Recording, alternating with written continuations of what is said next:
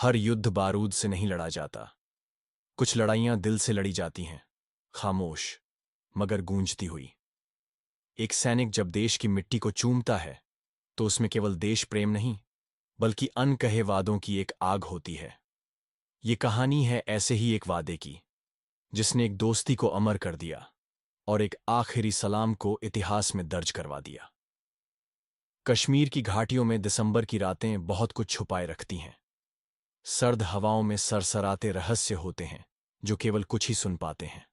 उस रात भी जब -12 डिग्री तापमान में 5 जांबाजों की साबर यूनिट एक खुफिया मिशन पर निकली, तब इतिहास एक और अध्याय लिखने को तैयार था।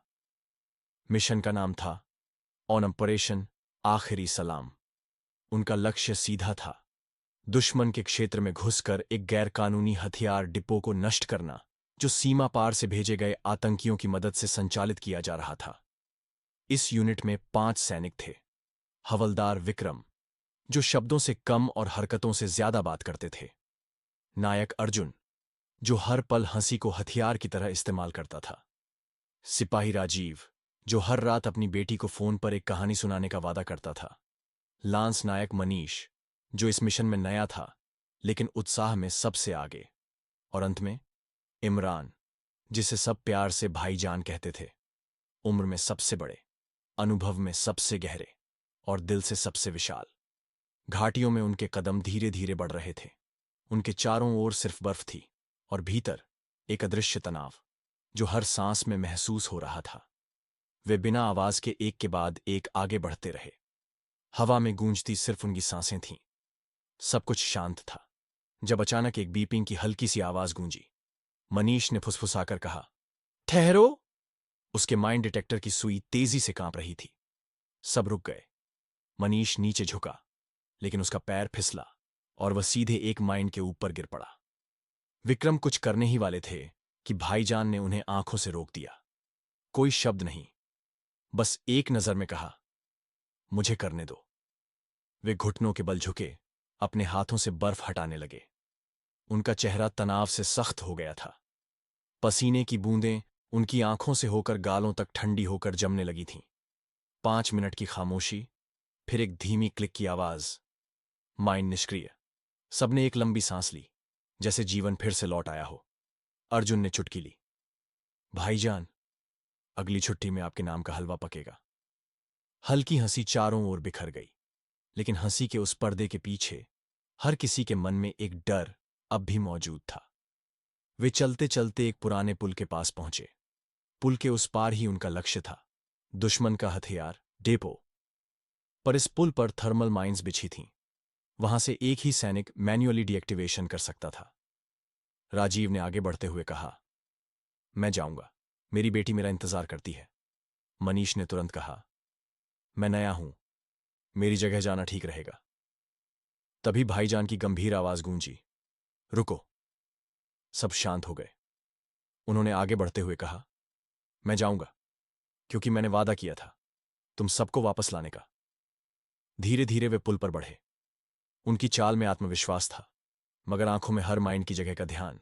पहली माइंड डिफ्यूज, दूसरी डिफ्यूज, तीसरी सफल। लेकिन चौथी माइंड पर अचानक कुछ खटका। एक हल्की सी आहट और फिर एक तेज धमाका हुआ। सबकी आंखें रोशनी से बंद हो गईं। जब सबकी नजरें खुलीं तो पुल साफ था, लेकिन भाईजान वहां नहीं थे। मलबे के बीच उनका शरीर पड़ा था, छाती पर लहराता तिरंगा और चेहरे पर वही मुस्कान जो हर बार डर को हराती थी। 4 जवान वापस लौटे, 5वां लौटकर अमर हो गया। 3 दिन बाद यूनिट बेस पर तिरंगे में लिपटी एक ताबूत आई। पूरा मैदान खामोश खड़ा था। हर सैनिक की नजरें नीचे थीं। विक्रम ने सलामी दी। अर्जुन ने जेब से एक कागज निकाला, एक पत्र। उसने कांपते शब्दों में पढ़ना शुरू किया, भाईजान, तू अब भी जिंदा है, हमारी सांसों में, हमारी कस्मों में। तेरा सलाम हमारा विश्वास बनेगा। हर ऑपरेशन से पहले तेरा नाम लिया जाएगा। तू गया नहीं, तू बस सामने नहीं है। उस दिन के बाद हर साल 17 दिसंबर को वही 4 सैनिक उस पुल के पास मिलते हैं। वे वहां एक स्मारक के सामने खड़े होते हैं। एक काली पट्टिका पर फूल चढ़ाते हैं।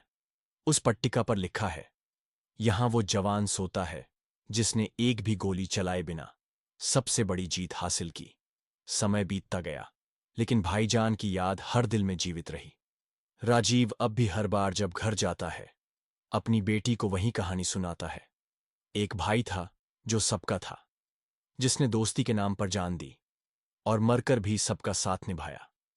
मनीष आज भी हर नए सैनिक को उस पुल पर ले जाता है और गर्व से कहता है, यही वो जगह है जहां मैंने डर को अपनी आंखों के सामने हारते देखा। अर्जुन आज भी वहीं चुटकुले सुनाता है, लेकिन जब कभी भाईजान का नाम आता है, उसकी हंसी चुपचाप भीग जाती है। और विक्रम, वो आज भी हर ऑपरेशन से पहले उसी पत्र को पढ़ते हैं। वही शब्द, वही वादा, वही श्रद्धा। उस साल एक और चीज बदली। यूनिट के ड्रेसिंग रूम में भाईजान की एक तस्वीर लगी। उस तस्वीर के नीचे कुछ शब्द लिखे गए, अगर कभी डर लगे तो इसे देखना, ये वो चेहरा है जिसने मौत को भी मुस्कुराकर गले लगाया।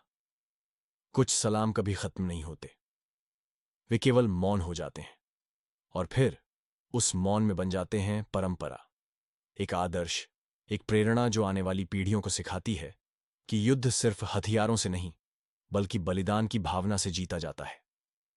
अगर आपने कभी दोस्ती को अपना सब कुछ माना है, अगर आप मानते हैं कि देश सेवा एक ड्यूटी नहीं बल्कि तपस्या है, तो इस कहानी को याद रखिए, क्योंकि कुछ आखिरी सलाम कभी अंतिम नहीं होते, वे समय से परे जाकर अमर हो जाते हैं। जय हिंद।